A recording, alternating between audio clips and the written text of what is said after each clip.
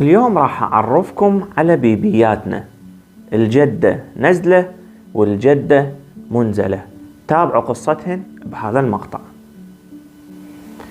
حياكم الله أحبتي. موضوعنا اليوم عن كيفية تكاثر البشرية من بعد نبينا آدم عليه السلام، وهذا الموضوع لطالما كانوا يثيروه ولا زالوا يثيروه الملاحدة وأعداء الدين والجهلة، ويعتبرون أنه النسل البشري كان من زواج محرم بين أخ وأخت. يعني عجيب هذا الرأي، واللي لطالما رفضوه أهل البيت صلوات الله عليهم، خصوصا إمامنا الصادق عليه السلام بحديث المشهور، واللي مضمون جزء من هذا الحديث هذا مضمون يقول أنه الله سبحانه وتعالى من هذا النسل البشري خلق الأنبياء والأوصياء والصالحين واللي العباد اللي هو يحبهم. كيف يجعل نسلهم من زيجة أو زواج محرم؟ هل يعجز الله سبحانه وتعالى عن إيجاد في الطريقة ثانية لتكاثر النسل غير هذه المحرمة؟ إذن المنطق يرفض هذا الرأي. طيب شنو هي الروايات أو الآراء اللي تتحدث عن كيفية تكاثر النسل البشري؟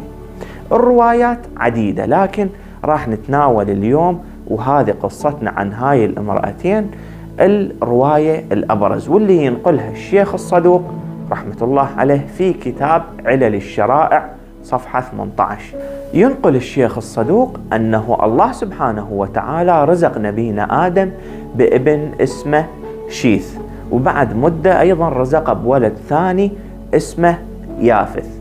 من كبروا هؤلاء الأخوة الله سبحانه وتعالى أنزل حورية من الجنة اسمها نزلة، وأمر أنه يتزوجها شيث.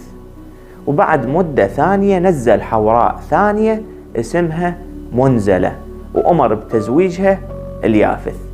بعد ما تزوجوا هؤلاء الأخوة الله سبحانه وتعالى رزق شيث بولد ويافث ببنت. بعد ما كبروا هؤلاء الأبناء نبينا آدم سلام الله عليه أمر بتزويجهم، فتزوج ابن العم وبنت العم، تزوجوا واستمر النسل البشري من هذا الزواج إلى وقتنا الحالي.